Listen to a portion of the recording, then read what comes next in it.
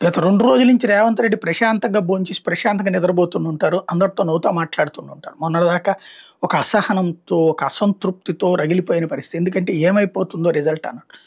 అందులో pre poll surveys అడ్డుకుండటం, even BRS గట్టిగానే తగులుకోవడం. దాంతో ఇక అసలు విజయమా, పరాజయమా అన్నటువంటి స్టేజ్. పరాజయం అయితే గనక వెంటాడతారు, వేటాడతారు. ఉన్న పార్టీలోనే ఇప్పటిదాకా ప్రేమని నటిస్తున్నటువంటి వాళ్ళు శత్రువులవుతారు.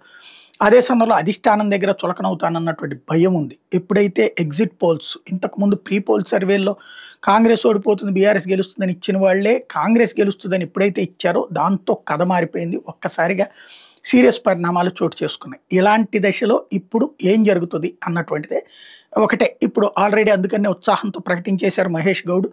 స్థానిక సంస్థల ఎన్నికలకు ప్రిపరేషన్ అన్నట్టు. ఇక పైన పంచాయతీ ఎన్నికలు, మున్సిపల్ ఎన్నికలు, ఎంపీటీసీ ఎన్నికలు, జెడ్పీటీసీ ఎన్నికలు, కార్పొరేషన్ ఎన్నికలు, ఇంక్లూడింగ్ హైదరాబాద్ కార్పొరేషన్ ఎన్నికలు చకచకా నడిపించడానికి సిద్ధపడుతున్నారు. తద్వారా ఒక బూస్ట్ వచ్చింది రేవంత్కి అని చెప్పడంలో అతిశయోక్తి ఏం లేదు.